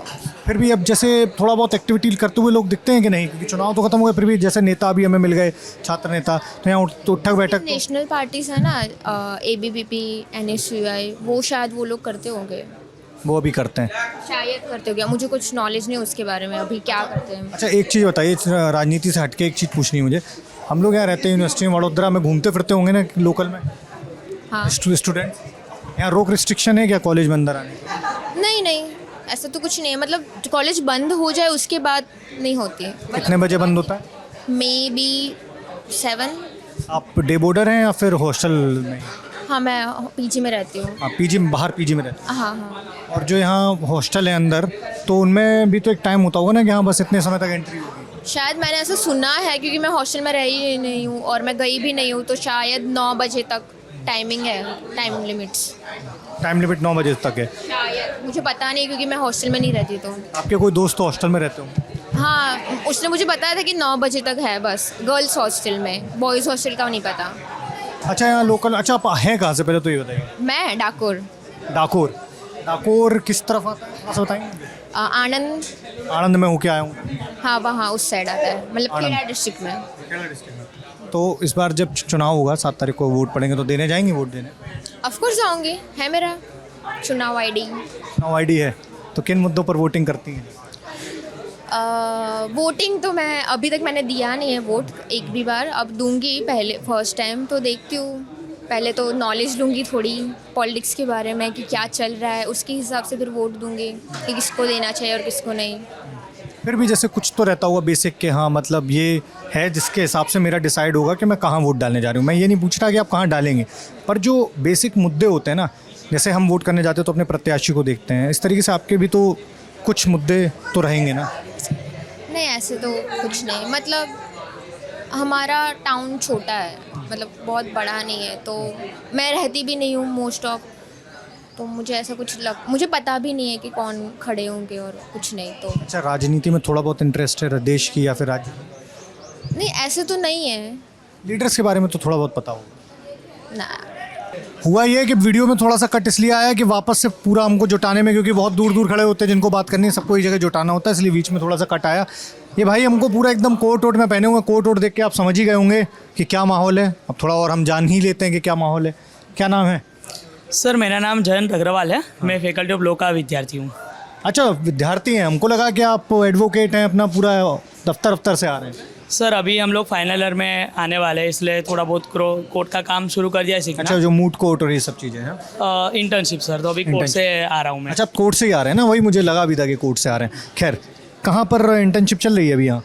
सर हमारे बड़ोड़ा में एडवोकेट है MK देसाई करके, उनके अंडर में ट्रेनिंग पे हूँ। ट्रेनिंग पर है तो यहीं पर पढ़ाई की है? जी सर, अभी पढ़ाई चालू है, फाइनल ईयर मेरा बाकी है। अच्छा, कहाँ से हैं ओरिजिनली? सर ओरिजिनली मैं संतरामपुर साइड से हूँ, ये दाहोद पंचमहाल की बॉर्डर पे आता है। तो अब की बार जाएंगे ना 7 तारीख को वोट डालने? जी सर। क्या मुद्दे रहते हैं जवान लोगों के? सर हम ये देखते हैं कि कौन व्यक्ति हमारे एरिया में एक्चुअल में काम कर रहा है। कौन कर रहा है वहाँ पर? सर दोनों पार्टी अपना अपना काम करती है, बट हमारे वहाँ पे अगर हम देखे जाए तो पिछले 2 टर्म से बीजेपी के सांसद रहे हैं और वो अच्छा कर रहे हैं, ही इज़ डूइंग गुड। क्या नाम है उनका? जसवंत सिंह भाभोर। और विपक्ष में कौन से नेता हैं? सर विपक्ष के नेता का तो मुझे नाम भी ध्यान नहीं है, क्योंकि हम ज़्यादातर हमें जो सही लगता है उस ओर जाते हैं, इसलिए उनका मुझे कैंडिडेट का नाम नहीं याद है। हाँ सर याद आया, प्रभात ताविया नाम है उनका। तो साइड बदल दिए कि नाम याद आ गया? अभी इमीडिएट नाम याद आया। इमीडिएट नाम याद जी है? जी। अच्छा, तो क्या मुद्दे हैं आपके वहाँ पर? सर हमारा एरिया आदिवासी बहुमती वाला विस्तार है, तो वहाँ पे विस्तार में कौन काम कर रहा है, जैसे वहाँ पे ग्रामीण विस्तार भी काफ़ी सारा है, तो वहाँ पे सड़कें वगैरह पे क्या काम चल रहा है, वहाँ पे जो एक्चुअल लोगों के मुद्दे, एजुकेशन के मुद्दे, एम्प्लॉयमेंट के मुद्दे, ये सब हम देखते हैं। अभी अगर हम देखें तो बीजेपी के द्वारा वहाँ पे मतलब हमारी बीजेपी नहीं, जो गुजरात की गवर्नमेंट है उसके द्वारा रोज़गार मेले का आयोजन किया जाता है, जहाँ पे अलग अलग लोग आते हैं जो ग्रेजुएशन कर चुके हैं, उनको रोज़गार दिया जाता है। रोज़गार मेले के थ्रू रजिस्ट्रेशन किया जाता है और डायरेक्ट कंपनी के थ्रू उनके कॉन्टेक्ट किए जाते हैं। आप हमसे बात करना चाहते थे? छात्र हैं आप यहाँ? जी छात्र हैं हम। किस कोर्स के? मास्टर्स हिंदू स्टडीज़ से। हिंदू स्टडीज़? जी। हिंदू स्टडीज़ में मास्टर्स? जी हाँ बिल्कुल। अच्छा, थोड़ा कोर्स के बारे में बताइए मुझे। ये कोर्स जो है NEP 2020 जो है, इसके अंतर्गत 2021 BHU से शुरू हुआ है। BHU के 2021 में पहला बैच शुरू हुआ था। 2022 में पहला बैच महाराजा सयाजीराव यूनिवर्सिटी में आया, और यहाँ से मैं मास्टर्स फाइनल ईयर का हूँ, बच्चा छात्र हूँ, और ये अभी तक 35 यूनिवर्सिटियों में खुल चुका है। क्या पढ़ाते हैं? इसके अंतर्गत जो है हमारा अर्थशास्त्र भी आता है, धर्मशास्त्र भी आते हैं, वेद आते हैं, पुराण आते हैं, फिर से उसके बाद न्याय शास्त्र आते हैं, धर्म और कर्म मोक्ष विज्ञान भी आते हैं, रामायण भी आते हैं, महाभारत है। जिस प्रकार से हमारे देश में आप मीडिया वाले हैं, आपके तरफ से आप जान रहे होंगे कि विभिन्न प्रकार के लोग बोलते हैं कि राम जो है एक काल्पनिक है। तो यदि आप वाल्मीकि रामायण के जाएंगे और हमारे महाराजा सयाजीराव द्वारा स्थापित ओरिएंटल इंस्टीट्यूट है, प्राच्य विद्या मंदिर, जो कि 100 साल हो चुके हैं उसमें यहीं से क्रिटिकल एडिशन निकला था रामायण का। तो जब क्रिटिकल एडिशन आप रामायण का देखेंगे तो उसमें पाएंगे कि रामायण वास्तविक में राम थे, और उसके भारत के साथ साथ कई देशों में उसके एविडेंस निकाले गए हैं, प्रमाण निकाले गए हैं। प्रमाण के साथ साथ 5 वॉल्यूम में क्रिटिकल एडिशन निकले हैं। तो हिंदू स्टडीज़ लाने का मुख्य उद्देश्य बीजेपी के गवर्नमेंट में आया ये, क्योंकि NEP उसी के गवर्नमेंट में आया। तो इस विषय के लाने का उद्देश्य था कि जो भी हिंदू हैं, हिंदू के रिलेटेड और भी लोग हैं, तो अपनी संस्कृति से जुड़े, अपनी ग्रंथों को जाने, और ग्रंथ के साथ साथ वैज्ञानिक तथ्यों को भी जाने। वो भ्रम में ना रहे कि नहीं जय श्री राम के ही नारा लगाने हैं। अच्छा, जय श्री राम भी कहाँ से आया और किस तरीके से आया, आखिर राम के नाम आया तो उसके लेने से भी क्या, तो उस तरीके से हमें वैज्ञानिक दृष्टि से भी, सामाजिक दृष्टि से भी और व्यवहारिक दृष्टि से भी सभी चीज़ का इस हिंदू स्टडीज़ में समावेश है, और इसके द्वारा इसको ज्ञान दिया जाता है। अच्छा, इसकी पढ़ाई के बाद फिर आगे भविष्य में क्या करना होगा? भविष्य में है जिस तरीके से आप इंग्लिश पढ़ते हैं, इंग्लिश पढ़ने के बाद आपको नेट JRF करना होता है, उसके बाद आप उसमें लेक्चरर बनते हैं। उसी तरीके से इंग्लिश भी है, साइकोलॉजी भी, विभिन्न फैकल्टी, पॉलिटिकल साइंस भी है। तो हिंदू स्टडीज़ भी पढ़ने के साथ साथ 4 सालों से इसके नेट के एग्ज़ाम हो रहे हैं। आप नेट करिए, नेट करने के बाद आप जो है JRF करिए, रिसर्च करिए। इसमें रिसर्च के लिए भी गवर्नमेंट आगे तत्पर है, और गवर्नमेंट आगे है। इसमें मास्टर्स करने के बाद नेट करिए, PhD करिए, और उसके बाद आप लेक्चरर बन सकते हैं। और हमारे महाराजा सयाजीराव यूनिवर्सिटी के साथ साथ UK के जो है Oxford university of Hindu studies के साथ कोलैबोरेशन हुआ है। यहाँ के छात्र द्वितीय वर्ष, मास्टर द्वितीय वर्ष के छात्र वहाँ जाके भी पढ़ सकते हैं, वहाँ के भी छात्र यहाँ आएंगे। ये चीज़ इस साल हुआ है। तो एक चीज़ और मुझे बताइए, जैसे आपने बताया कि लेक्चरर बन सकते हैं, और अगर किसी नौकरी को करना चाहें तो इसके बाद कोई नौकरी करना? इसमें अभी जैसे इसका 2 से 3 साल 2 साल में ज़्यादा शुरुआत हुआ है, तो इसके सरकार इसको बिल्कुल नज़र में रखी है कि ताकि इसके अलग अलग सेक्टर में इसको डिवाइड करेंगे ये लोग अलग अलग, जिस तरीके से आ रही है इसका ऑनलाइन भी कोर्सेज शुरू है। तो जैसे हम देखते हैं कि यदि कोई भी छात्र इंग्लिश में एडमिशन लेते हैं तो उसके लिए सबसे ज़्यादा, मान लीजिए 35 यूनिवर्सिटी में ये खुल गया है, तो 35 यूनिवर्सिटी में पढ़ाने के लिए तो भी 32 शिक्षक तो चाहिए ना। तो 35 बच्चे में मान लीजिए एक विभाग में 5 भी शिक्षक होते हैं, तो 35 × 5 करिए। तो जितने बच्चे इसमें लेंगे, अपनी उत्सुकता दिखाएंगे, अपनी जागृति दिखाएंगे, अपने पढ़ने में अपने रुचि दिखाएंगे तो आगे बढ़ेंगे। अब जो व्यक्ति नहीं पढ़ेगा तो फिर कोसेगा ही नहीं कि बेरोजगारी है। जो पढ़ेगा, नेट JRF करेगा, PhD करेगा, रिसर्च करेगा, अपनी प्रतिभा को जो उजागर करेगा तो आगे बढ़ेगा निश्चित ही। और गवर्नमेंट इसको भी ध्यान में रखी है कि इसको लेक्चरर के बाद भी किस किस फील्ड में जाना चाहिए, तो सरकार इस पे ध्यान दे रही है। अभी बैच शुरुआत हुआ है। अच्छा, पहला बैच है क्या आपका? हाँ, मेरा पहला बैच है महाराजा सयाजीराव में। लेकिन फिर भी जैसे पहला बैच था तो बहुत सारी अनसर्टेनिटी होती हैं कि इसके बाद नौकरी का क्या होगा, फ्यूचर क्या होगा। तो इन सारी अनसर्टेनिटीज़ पर, इन सारी अनिश्चितताओं पर आपने एक बार विचार तो ज़रूर किया होगा, तभी आप इस पर आए कि हाँ ये कोर्स किया जाएगा। तो उस समय क्या वो प्रोसेस रहता है कि हाँ यार करना है, भले बड़ी अनिश्चितता है, तो ये सब डिसाइड कैसे करते हैं? जैसे मैं इससे पहले मैं जर्मन भाषा का विद्यार्थी रहा है। अच्छा, जर्मन भाषा आपने, और मेरे को थोड़ी बहुत मैं भी थोड़ी बोलना जानता हूँ। बिल्कुल। उसके बाद मैंने हैदराबाद में कॉर्पोरेट कंपनी में जॉब भी किया था। तो उसके बाद मैंने देखा था, जब ये विषय आया तो देखा कि इस विषय में क्या है। फिर मैंने इसके पूरे सिलेबस पढ़े तो मैंने देखा कि भारत में 2021 में शुरू हुआ ये विषय। तो फिर मैंने इसको और भी खोजबीन छानबीन किया तो देखा कि भारत के साथ साथ बाकी के देशों में, जैसे USA हो गया, UK हो गया, अन्य जर्मन हो गया, इस अन्य देशों में 20-25 वर्ष पहले से हिंदू स्टडीज विषय चल रहे हैं। अच्छा, वहाँ फिर विदेशों में मैंने देखा कि आखिर वो विषय के बच्चे जो पढ़ रहे हैं आखिर क्या आगे कर रहे हैं। तो मैंने ये सर्च किया कि वहाँ के जो पढ़े हैं, तो हमारे जैसे आप महाराजा सयाजीराव के ये हंसा मेहता लाइब्रेरी देखेंगे तो इसमें ग्रंथ स्क्रिप्ट है, मनु स्क्रिप्ट, जो पहले ऋषि महर्षियों ने जिस ताम्रपत्र पे और पट्टे पे वो सब जो लिखते थे तो वो लिखते थे, तो उसी में तो भारत के मूल ज्ञान है। जैसे आज हम भारत, आप कोविड में देखे कि वैक्सीन के पीछे के बाद जो है काढ़ा पे लोग आ गए, काढ़ा पी के जो है अपनी इम्यूनिटी सिस्टम बढ़ाने लगे। तो आखिर क्यों आ गए? क्योंकि हम जो मूल तत्व है हमारे संस्कृति की, हमारे वेद के, हमारे जैसे आप जैसे वेद में आए उसके उपवेद में चले जाइए तो आयुर्वेद है। तो आयुर्वेद में ही इतने सारे चिकित्सा पद्धति पहले थी, जो कि उससे भी अभी के समय आप देख रहे हैं कि इतने मेडिकल कॉलेज की आवश्यकता पड़ रही है, इतने लोग बीमार पड़ रहे हैं। क्यों पड़ रहे हैं? पहले तो इतना नहीं था, लेकिन पहले घास फूस भी खा के ठीक हो जाते थे। समय के परिवर्तन हुआ, सब कुछ बदला। तो हम क्या है, अपनी मूल ग्रंथों से थोड़ा सा दूर हो गए। दूर होने के कारण क्या हुआ कि हम मूल चीज़ से भी दूर हुए, मूल ग्रंथ। लेकिन मूल ग्रंथों से दूरी वाली बात अलग है। जैसे आपने बोला काढ़ा पी के लोग स्वस्थ हो रहे हैं, तो जैसे कुछ चीज़ों के पीछे तो साइंटिफिक बेस है। जैसे आप हल्दी लेते हैं या कोई भी ऐसी चीज़ें हैं जिनके पीछे का एक साइंटिफिक बेस ऑलरेडी बताया गया है कि हाँ इसको खाने से ये फ़ायदा होता है। लेकिन कुछ चीज़ें बस केवल माउथ पब्लिसिटी या कह सकते हैं कि केवल एक उस पर विलिंग पर चलती आ रही हैं कि हाँ ऐसा करने से ऐसा हो जाता है ना। जैसे तुलसी के पौधे में एंटीबायोटिक्स होता है, तो ये बात सच है कि हाँ वैज्ञानिकों ने उस पर शोध भी किया है, ठीक है होता है एंटीबायोटिक्स। इस तरीके से नीम के पत्ते में होता है सब। लेकिन जब आप बात कर रहे हो ना कि हम उससे दूर होते जा रहे हैं अपने धार्मिक ग्रंथों से, और हम कहीं ना कहीं मेडिकल में इसीलिए बीमार और ये सब, लेकिन मेडिकल साइंस भी तो आगे जा रहा है समय के साथ, तो वो भी तो एक समाधान और नई नई चीज़ें, जैसे कैंसर का इलाज है, तो कैंसर का इलाज एक ना एक समय में आके मेडिकल साइंस खोजेगा, है ना। और जबकि कैंसर का इलाज पुरानी पद्धतियों में हमारे नहीं है ना, जो अभी तक वैज्ञानिकों ने। हाँ, आपको थोड़ा सा ये रोकूंगा, बताइए। महाराजा सयाजीराव के द्वारा स्थापित यहाँ आप फतेहगंज में जाइएगा तो एक म्यूजियम है, उसमें 12,000 मनुस्क्रिप्ट ग्रंथ है।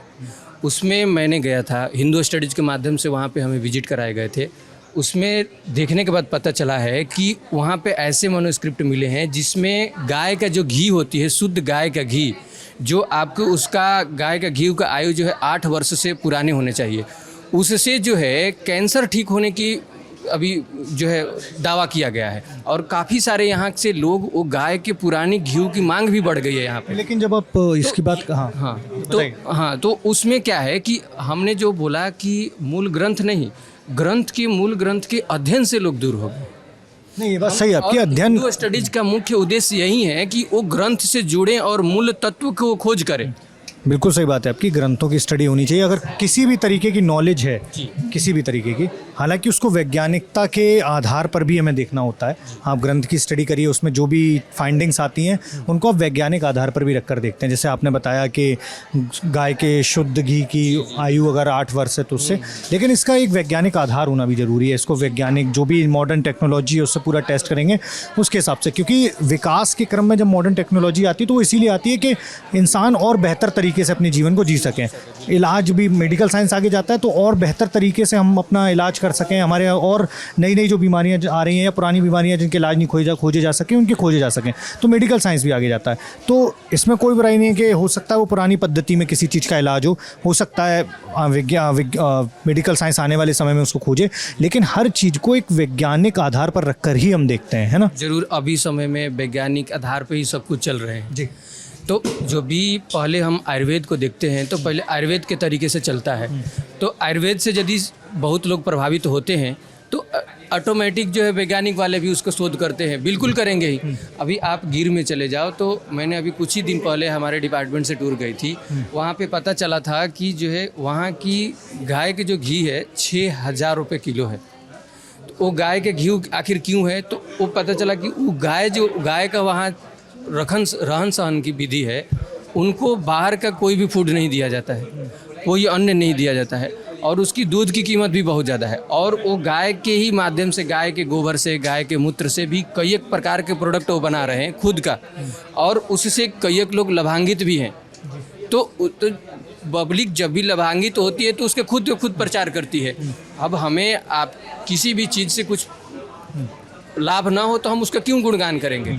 तो एक तरीके से हमारी वैज्ञानिक पद्धति से लोग को लाभ मिलता है, तभी वैज्ञानिक पद्धति जो है उससे उसका गुणगान करते हैं। आयुर्वेदिक का लाभ मिलता है तो आयुर्वेदिक करते हैं, हेमोपैथ का करते हैं तो हेमोपैथ। तो हमारी पुरानी एक कहावत भी है कि जो है पुरानी परंपरा में हमारी कहावत है, दादा बाबा कहते थे कि जो है हेमोपैथ है जो है वो ठुक ठुक ठुक काम करती है, आयुर्वेद जो है वो सुस्त काम करती है, और एलोपैथ जो है वो धड़ाक से काम करती है। एलोपैथ हम खा के तुरंत ठीक हो सकते हैं, लेकिन उसकी जड़ से हमारी बीमारी नहीं मिट सकती है। आयुर्वेद जो है वो मध्यम जो है आपको रोग को जो है पहले धीरे धीरे ठीक करेगा और जड़ से ख़त्म करेगा। हेमोपैथ क्या है, वो पहले रोगों को बढ़ाता है। हमने पढ़ा ये विषय, इस चीज़ को पढ़ा। हेमोपैथ जो है रोग को पहले बढ़ावा देता है, फिर उसको जड़ से ख़त्म करता है। तो हमें जड़ से किसी चीज़ की निवारण करता है तो वो आयुर्वेद और जो है हेमोपैथ ही कर सकता है, बाकी कोई नहीं कर सकता है। एलोपैथ जो है आपको तुरंत बीमारियों का समाधान दे देगा, लेकिन वो जड़ से ख़त्म नहीं कर सकता। लेकिन इसको लेकर भी मेडिकल साइंस के अपने दावे, ये भाई भी कुछ कह रहे थे, क्या कह रहे थे? बात आप आयुर्वेदिक और एलोपैथी की कर रहे थे, मैं तो इस चीज़ पे ज़्यादा बहस नहीं कहूँगा, सीधा इतना ही कहूँगा कि हमें आयुर्वेद और विज्ञान दोनों को साथ में लेकर चलना चाहिए। वही एकदम ये बात। संस्कृति और विज्ञान दोनों साथ में चलना चाहिए। आज मैं सिर्फ, आपने मुझे ये मंच दिया उसके लिए आपका धन्यवाद। मैं जहाँ से आता हूँ ना, वहाँ की एक समस्या उसके बारे में बोलना चाहता हूँ। बिल्कुल बोलिए, बिल्कुल। मैं सौराष्ट्र से आता हूँ। सौराष्ट्र में कहाँ? हाँ, सौराष्ट्र में जूनागढ़ से आता हूँ, ठीक है। अभी पूरे सौराष्ट्र में से लोग यहाँ पर पढ़ाई करने आते हैं। अहमदाबाद, बड़ौदा, सूरत, आनंद और गांधीनगर। ये लोग यहाँ पर सिर्फ इसलिए आते हैं क्योंकि वहाँ पर अच्छी पढ़ाई करने के लिए एक भी अच्छी संस्थान नहीं है। जैसे यहाँ पर महाराजा सयाजीराव यूनिवर्सिटी है, अहमदाबाद में गांधी जी की विद्यापीठ है, गांधीनगर में सेंट्रल यूनिवर्सिटी है। तो ये सारी चीज़ें हैं, और आनंद में सरदार यूनिवर्सिटी है। तो सीधी मांग है मेरी केंद्र सरकार से कि सौराष्ट्र में एक सेंट्रल यूनिवर्सिटी होनी चाहिए कि जहाँ पर आप भूगोल से लेकर खगोल तक सब कुछ पढ़ सको। वहाँ पर रिसर्च के लिए सारे अच्छे स्कोप होने चाहिए, अच्छी यूनिवर्सिटी होनी चाहिए, अच्छा इंफ्रास्ट्रक्चर होना चाहिए, जिससे वहाँ के लोगों को नई रोजगारी मिले। वहाँ के जो लोग युवा आज पलायन कर रहे हैं सिर्फ एजुकेशन के लिए और रोजगार के लिए, वो रुके। आज आप सौराष्ट्र में जाओगे, आप टूर पे निकले हो, वहाँ पर आप देखेगा कि वहाँ के गांव ख़त्म हो चुके हैं। सिर्फ गांव में आपको एजेड पर्सन, जो बूढ़े लोग हैं, वही मिलेंगे। पलायन एक बड़ी पलायन सबसे बड़ी चीज़ है। तो अगर आपको उसको रोकना है तो वहाँ पर आपको केंद्रीय यूनिवर्सिटी लानी चाहिए। नो डाउट सौराष्ट्र में यूनिवर्सिटियाँ बहुत खुली है, लेकिन सारी सेल्फ फाइनेंस है। और एक सबसे पुरानी यूनिवर्सिटी सौराष्ट्र में खुली हुई है। जब देश आज़ाद हुआ था, बाउद्दीन कॉलेज जिसको बोलते हैं कि यूनिवर्सिटी बनाया गया, और एक सौराष्ट्र यूनिवर्सिटी। लेकिन आज वहाँ पर लोग पढ़ना क्यों नहीं चाहते? क्योंकि वहाँ पर व्यवस्थाएं सही नहीं है। तो सीधी मांग है कि इतने बड़े सौराष्ट्र के लिए जो लोग बाहर निकल रहे हैं, पलायन कर रहे हैं सौराष्ट्र से, तो वहाँ पर एक अगर यूनिवर्सिटी हम बना देते हैं, सेंट्रल यूनिवर्सिटी, जहाँ पर सारी सुविधाएं है वो, तो लोगों का पलायन रुकेगा, रोजगार मिलेगा, शिक्षा मिलेगी। और सबसे बड़ी चीज़, जब शिक्षा मिलती है ना, तब है ना वहाँ के लोगों का अपने आप एक विकास होता है, उनके अंदर सोचने की एक तार्किक शक्ति आती है। तो ये मुद्दा मेरे दिल से जुड़ा हुआ है। क्या बता? मैं भी सौराष्ट्र से हूँ। सौराष्ट्र में कहाँ से? सौराष्ट्र में मेरा बेसिकली नेटिव है वेरावल सोमनाथ। मैं वेरावल सोमनाथ से हूँ। सौराष्ट्र के बारे में मैं ज़रूर कुछ कहना चाहूँगा। हाँ, बोलिए। कि सौराष्ट्र जो है, एक तो आपको एक चीज़ कहूँगा कि उसकी भौगोलिक परिस्थिति ऐसी है। यहाँ की जो भौगोलिक परिस्थिति है वो ऐसी है कि आसपास के स्टेट्स बीच में आते हैं, जो पूरा दूसरे राज्यों में आने जाने का जो रास्ता है वो यहाँ से रहता है। पहले मतलब मैं आज़ादी के पहले की बात कर रहा हूँ। उसके बाद में भारत में, गुजरात में जो बीजेपी की गवर्नमेंट बनी, तो उन्होंने भौगोलिक परिस्थिति भले ही उसकी दूर थी, लेकिन वो विस्तार का बहुत विकास किया है। जैसे कि वहाँ पे मैं बोलूँ कि राजकोट में एम्स दिया है, कहीं पे गुजरात में नहीं है एम्स, सबसे पहला एम्स राजकोट को मिला है। उसके सिवा आप बड़ी बड़ी इंडस्ट्रीज देख लो, जैसे कि रिलायंस इंडस्ट्री जामनगर में है। तो ऐसी कई सारी इंडस्ट्री डे बाई डे स्थापित हो रही है। उसके सिवा कच्छ का विकास आप देख लो, कच्छ में अदानी ने इतना सारा इन्वेस्टमेंट किया है कि वहाँ के लोकल लोगों को कहीं बाहर जाने की ज़रूरत ना पड़े। अभी बात यह है वहाँ से आके यहाँ पढ़ाई करने की, तो उसके मुद्दे पे मैं ये कहना चाहूँगा कि वहाँ पे पढ़ाई नहीं, यहाँ पे जो सारे कोर्सेस है वो वहाँ पे भी है, और वही सारे कोर्स वहाँ पे भी पढ़े जाते हैं और यहाँ पे भी पढ़े जाते हैं। लेकिन क्या होता है कि यहाँ से लोग सबको एक से एक स्टेप ऊपर चढ़ना होता है। मान लीजिए कि यहाँ से अच्छा एजुकेशन का स्तर कोई और स्टेट में या तो और कोई IIT IIM में होगा, तो लोग वहाँ पे जाएंगे। तो वो मुद्दे को आप वैसा कंपेयर नहीं कर सकते। वहाँ पे भी BCom होता है, BA MA होता है, मेडिकल MBBS होता है, और वहाँ पे भी, और सौराष्ट्र में भी होता है। तो ये दोनों चीज़ों दोनों जगहों पे होती है। और भारतीय जनता पार्टी की जो सरकार है, उन्होंने सौराष्ट्र को बहुत कुछ, मतलब इतने चेक डैम, वहाँ पे पानी नहीं था पहले, पानी की सबसे बड़ी, क्योंकि वहाँ पे कोई बारहमासी नदी नहीं है सौराष्ट्र में। यहाँ नर्मदा, मई, तापी जैसी बारहमासी जो 12 मास बहती है, वहाँ पे 12 मास, यहाँ से नर्मदा का पानी पहुँचाया सौराष्ट्र के खेत में। वहाँ पे साल में एक ही बार पाक लिया जाता था, लेकिन अभी सौराष्ट्र में 3 बार खेती होती है, बिकॉज ऑफ नर्मदा का पानी जो नरेंद्र मोदी जी ने पहुंचाया है पानी सौराष्ट्र को। आप क्या बता रहे हैं? इन्होंने बताया कि वहाँ पर शिक्षा का स्तर कहीं वो यहाँ से अच्छा कहीं और हो सकता है। नो डाउट हो सकता है और होना भी चाहिए, मैं वो उस चीज़ से मना नहीं कर रहा हूँ। मैं सिर्फ इतना कह रहा हूँ कि मेरे सौराष्ट्र को अच्छे से अच्छी शिक्षा का अधिकार होना चाहिए, मैं वही मांग कर रहा हूँ। मैं नहीं बोल रहा हूँ कि कोई बहुत बड़ी चीज़ दे दो। सेंट्रल यूनिवर्सिटी मांग रहा हूँ, बोला नर्मदा का पानी पहुँचा। आप सौराष्ट्र में जाइए, मैं आपको जूनागढ़ जिले के बहुत सारे गांव और बहुत सारी तहसीलें गिनवा दूँ जहाँ पर आज तक नर्मदा का पानी नहीं पहुँचा। किस नर्मदा पानी की बहुत बात कर रहे हैं? सब जगह पे कौन सी, आप मेरे वेरावल तक, वेरावल तो कितना कॉर्नर लगता है ना, गुजरात का कच्छ कॉर्नर कोना लगता है ना। कच्छ तो लास्ट हो गया, गुजरात खत्म हो गया, बाद में समुंदर है, कच्छ के एंड में है यहाँ वेरावल में, वहाँ के बाद समुंदर है, सोमनाथ मंदिर आ गया, वहाँ पे नर्मदा का पानी है। वहाँ पे साल में एक ही बार, अमरेली जिला जो है, अमरेली जिला के अंदर पूरा को खारा पाट कहलाता है गुजरात के अंदर, वहाँ पे पूरी जो ज़मीन है वो खारी है। वहाँ पे एक ही बार साल में कपास होता था, उसके सिवा कोई पाक वहाँ पे होता नहीं था, क्योंकि कोई नदी नहीं थी जो 12 मास वहाँ पे पानी बहे। नर्मदा का पानी हर गाँव में हर जगह पहुँचा है, और उनकी पियत की व्यवस्था की वजह से वहाँ पे हर जगह वो पाक होते हैं, और खेडूत है वो उतने सक्षम और एकदम बलवान बने हैं। और वहाँ पे जो आज की तारीख में आप देखिए कि खेडूत बड़े बड़े फॉर्च्यूनर घुमा रहे हैं, तो वो क्यों? खेडूत मतलब किसान। हाँ, किसान जो है बड़ी बड़ी गाड़ियाँ और इतना जो उनके पास जो आमदनी बढ़ी है, उसका कारण है कि वो 3 बार पाक ले पा रहे हैं पानी की वजह से। जी, आप क्या कह रहे हैं? अरे इन्होंने बोला कि आप गिनवा दीजिए, मैं नाम ले देता हूँ तहसील का। मानावदर, वंथली, उपलेटा, धोराजी के बहुत सारे गांव हैं जहाँ तक आज तक नर्मदा नहीं पहुँची। बोल रहे किसान फॉर्च्यूनर लेके घूम रहे। आज गुजरात गवर्नमेंट ने विधानसभा में पिछले साल एडमिट किया था कि गुजरात के किसानों के ऊपर 5,000 करोड़ से ज़्यादा का कर्जा है।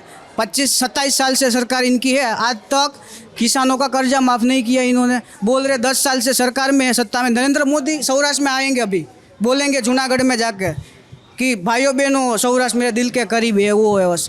तो यूनिवर्सिटी क्यों नहीं दे रहे हो? पढ़ाई की मांग कर रहे हो, कुछ आपसे नाजायज मांग नहीं कर रहे, पढ़ाई दे दो, अच्छी सेंट्रल यूनिवर्सिटी दे दो ताकि बच्चों का पलायन रुके। मैं पलायन रोकने की बात कर रहा हूँ, पलायन रोकने का यही चीज़ है। ये भैया बोल रहे हैं पलायन की बात। अब मैं बिहार से आता हूँ, अब बिहार से मैं यहाँ पढ़ने हिंदू स्टडीज आया हूँ, तो हमारी ऐसा इच्छा था कि मैं कोई बड़ा यूनिवर्सिटी में जाके मैं तो ऐसा मांग करता हूँ। हमारे यहाँ भी 2-2 सेंट्रल यूनिवर्सिटी है, अभी नरेंद्र मोदी के ही देन है जो आए वहाँ सेंट्रल यूनिवर्सिटी 2-2 है। तो जो भी छात्र चाहते हैं, जैसे भैया ने बताया कि जो बच्चों को चाहता है कि आईआईटी में पढ़े, बड़े यूनिवर्सिटी में पढ़े, तो बच्चों की इच्छा के ऊपर होता है ना। अब यूनिवर्सिटी तो हर जगह है। अब जैसे यहाँ सबसे ज़्यादा इस यूनिवर्सिटी में बिहार से भी बहुत ज़्यादा छात्र हैं। क्यों? भाषा पढ़ने के लिए आते हैं। भाषा तो बीएचयू में भी है, वो पास में ही है। तो हमारे अपनी इच्छा होती है ना कि हम कहाँ जाएँ पढ़ने के लिए। तो अब हमारी इच्छा हो रही है जो है जाके चेन्नई पढ़ने के लिए, तो हम जाएंगे ही ना वहाँ पढ़ने के लिए। तो वो पलायन तो वो नहीं रुक सकता है। तो वो बच्चे के ऊपर निर्भर है कि यूनिवर्सिटीज़ को जो बात है कि वहाँ पे यूनिवर्सिटीज़ नहीं है, जैसे कि नरसिंह मेहता यूनिवर्सिटी अभी अभी वहाँ पे बनी है। कई सारी जो सौराष्ट्र पहले सेंट्रल एक सौराष्ट्र यूनिवर्सिटी सब जगह पे लगती थी, अब एरिया के हिसाब से नरसिंह मेहता यूनिवर्सिटी दे दी। अलग अलग यूनिवर्सिटी के जो काम है वो डिवाइड कर दिए। कितनी सारी नई नई प्राइवेट सेक्टर की भी यूनिवर्सिटीज़ कई सारी बन गई, जिनको पहले ऐसा था कि जो पुरानी जो सरकारें थी, भारतीय जनता पार्टी के पहले की सरकार है, उन्होंने वहाँ पे कुछ बना ही नहीं था, वहाँ पे मेडिकल का एजुकेशन ही नहीं था। जूनागढ़ के अंदर एमबीबीएस का अभ्यास भारतीय जनता पार्टी की सरकार आने के बाद शुरू हुआ है। वहाँ पे एमबीबीएस की कॉलेज बाद में दी गई है, तब तक वहाँ पे एमबीबीएस की कॉलेज ही नहीं थी। तो ये विकास है। पूरे मायने में भारतीय जनता पार्टी की सरकार ने सौराष्ट्र का हर तौर पे विकास करने का प्रयत्न किया है, और हर तौर पे एजुकेशन हो, या तो खेत हो, या तो आप उद्योग ले लो कि जामनगर रिलायंस हो, या तो इंडियन रेयन वेरावल हो, या तो अंबुजा सीमेंट या सिद्धि सीमेंट के प्लांट हो, या तो अदानी कच्छ हो। ये सारे प्लांट्स गुजरात के अंदर ये जो इन्वेस्टमेंट है वो भारतीय जनता पार्टी की सरकार की रचना होने के बाद ही गुजरात में आया है, उसके पूर्व नहीं था। ये बता रहे हैं, इस पर आप क्या इन्होंने बोला, पहले इन भाई का जवाब दे दूं, बोला कि मेरी इच्छा है। ठीक है, आपकी इच्छा को हम मना ही नहीं कर रहे ना। हम कहाँ आपकी इच्छा को मना किया? आपका जहाँ मन हो यूएस जाके पढ़िए, यूके जाके पढ़िए, कैम्ब्रिज में पढ़िए। लेकिन मैं तो ये बोल रहा हूँ कि जो गरीब का बच्चा है, आदिवासी दलित का बच्चा है, उसके लिए सेंट्रल यूनिवर्सिटी दो ना। मेरा अधिकार है अच्छी शिक्षा मांगना, तो मैं मांगूंगा, छाती ठोक के मांगूंगा, उससे मुझे कोई नहीं रोक सकता। दूसरी बात इन्होंने बताई कि MBBS college, self finance college की बात की। सेल्फ फाइनेंस कॉलेज में गरीब किसान का, आदिवासी का, दलित का बेटा नहीं पढ़ सकता। सेल्फ फाइनेंस में कितना लाखों करोड़ों रुपए का खर्चा आता है, कौन देगा? गरीब के लिए बात कर रही। सेंट्रल यूनिवर्सिटी की फीस आज कितनी है? 2-3 हज़ार रुपये का कोर्स खत्म होता है। तो सौराष्ट्र में अगर आप पहले से एक्सेप्ट करो कि पिछड़ा इलाका है, ये सब है, तो फिर वहाँ पर शिक्षा सस्ती होनी चाहिए। दूसरी बात इंडस्ट्री की 4 इंडस्ट्री 5 इंडस्ट्री गिनवाई, मैं आपको गिनवाऊँ। अहमदाबाद से सूरत तक के इस गोल्डन कॉरिडोर में कितनी इंडस्ट्री है? हजारों इंडस्ट्री बनवाई। सौराष्ट्र के लिए क्यों नहीं बनवाई आपने? देखिए, मैंने जो जूनागढ़ की बात की मेडिकल कॉलेज की, वो गवर्नमेंट मेडिकल कॉलेज। जूनागढ़ में कोई प्राइवेट मेडिकल कॉलेज नहीं है, वो आपकी जानकारी के लिए बता दूं। जो जूनागढ़ में मेडिकल कॉलेज है वो गवर्नमेंट मेडिकल कॉलेज है। दूसरी बात, ये जो इंडस्ट्री है, जो गोल्डन कॉरिडोर का पट्टा है, वो भौगोलिक परिस्थिति के अधीन है। वो भौगोलिक परिस्थिति होने के कारण ये जो पूरा जो एरिया है कि यहाँ से ट्रांसपोर्टेशन काफ़ी सरल होता है, उसके कारण से यहाँ पे पहले से डेवलप हुआ था।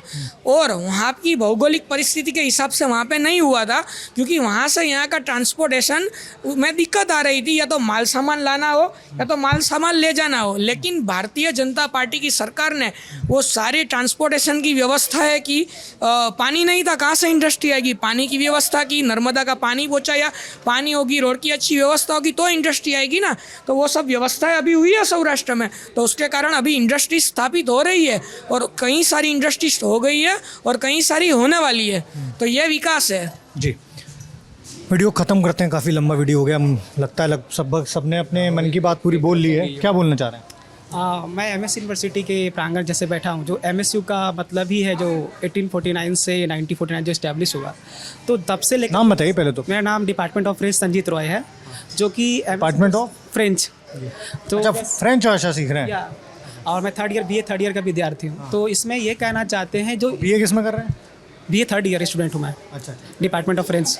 डिपार्टमेंट ऑफ फ्रेंच में फ्रेंच भाषा सीख रहे हैं और थर्ड ईयर के स्टूडेंट वही फ्रेंच भाषा में ही Yeah, है। right. हाँ तो जैसे कि जो बात हम स्टूडेंट्स एसोसिएशन की नहीं बात कर रहे हैं, कॉमन यूनिवर्सिटी या नेशनल एजुकेशन पॉलिसी का या UGC का जो भी हो, बात ये हो रही है कि हम MSU के आर्ट्स फैकल्टी के प्रांगण में बैठे हैं। तो MSU का मतलब है महाराजा सयाजीराव यूनिवर्सिटी, लेकिन मतलब डेफिनेशन 1849 से लेकर 1949 का अगर बात करें तो गवर्नमेंट जब से को policy Gujarat government education policy में इसको इम्प्लीमेंट हुआ, जो पॉलिसी बन रही है क्या इम्प्लीमेंट हो रहा है वहाँ पे जो MSU का प्रशासनिक विभाग एडमिनिस्ट्रेटिव डिपार्टमेंट, MSU का मतलब मेरा मतलब मोस्ट स्लोएस्ट यूनिवर्सिटी, जो बाहर मोस्ट स्लोएस्ट यूनिवर्सिटी। क्यों?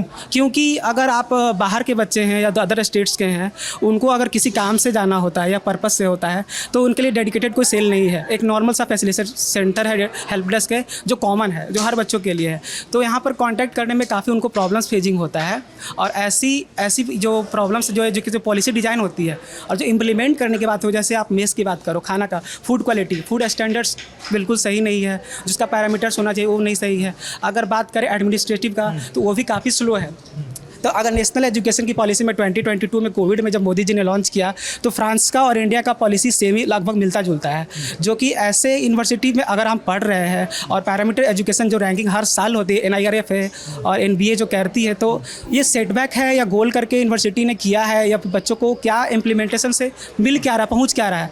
तो ऐसे में हमारा जो सोशल रिस्पॉन्सिबिलिटी, जैसे कि अभी एक हॉल से दूसरे हॉल के लिए कनेक्टेड के लिए डेडिकेटेड कोई कनेक्शन रास्ता नहीं है, या मेस का फूड का क्वालिटी स्टैंडर्ड्स नहीं है, तो ऐसे पे काम किया नहीं जा रहा है। जब वॉशरूम हो या सोशल इंफ्रास्ट्रक्चर हो, लाइब्रेरी काफ़ी अच्छा वेल एंड गुड है, मैं ये नहीं कह रहा हूँ ख़राब है, लेकिन ऐसे कामों करने के लिए इनको और भी ग्राउंड वर्क करने की ज़रूरत है। जी, तो हमने छात्रों के बीच आके छात्र राजनीति को समझा, उनके अपने मुद्दों को समझा, यूनिवर्सिटी से जुड़े हुए मुद्दों को समझा, साथ ही ये भी समझा कि जो देश की राजनीति है, राज्य की राजनीति है, उनके रीजन की राजनीति है, उस पर वो क्या सोचते हैं। साथ ही एक जो मुझे सबसे इम्प्रेसिव चीज़ यहाँ लगी कि शांति से सबने अपनी अपनी बात रखी। एक दूसरे से कई चीज़ों पर डिसएग्रीमेंट भी है, कई चीज़ों पर एग्रीमेंट भी है, कई चीज़ों को लेकर है कि हाँ मतलब ये बात सही भी हो सकती है, गलत भी हो सकती है, लेकिन बहुत शांति से सबने अपनी अपनी बात रखी। इसी तरीके से शांति से बात रखते हुए युवाओं ने अपना पूरा सब बताया। कोशिश करेंगे, बाकी यूनिवर्सिटी भी घूमेंगे और इस तरीके की वीडियो आपके लिए लाते रहेंगे। ग्राउंड पर हम निकले हैं आज आज वडोदरा के हवाले है पूरा दिन, वडोदरा में और भी जगह पर शूट करेंगे। ये वीडियो कल आपके पास तक पहुँचेगा, कल मतलब 1 तारीख को। और इस तरीके की हमारी जो ग्राउंड रिपोर्ट, गुजरात की ग्राउंड रिपोर्ट से आते हुए वीडियो हैं देखते रहिए। बाकी देश के इलाकों में भी हमारी टीम मौजूद है, वो भी आपको लगातार इस तरीके से वीडियो लेके आ रही है, ग्राउंड की रियलिटी को समझा रही है, लोगों से बात कर रही है और बड़े शांति से बात कर रही है। इस समय कैमरे के पीछे मेरे साथी हैं अमतेश इस वीडियो में काफ़ी लंबे समय तक हमारे साथ पूरा हैंडल्ड करते हुए कैमरा रहते हैं तो थकान हो जाती है, मुझे भी समझ आ रहा है। तो अमतेश हैं हमारे साथ रहेंगे लगातार। मैं उदय भटनागर और आप देख रहे हैं दी लल्लन टॉप।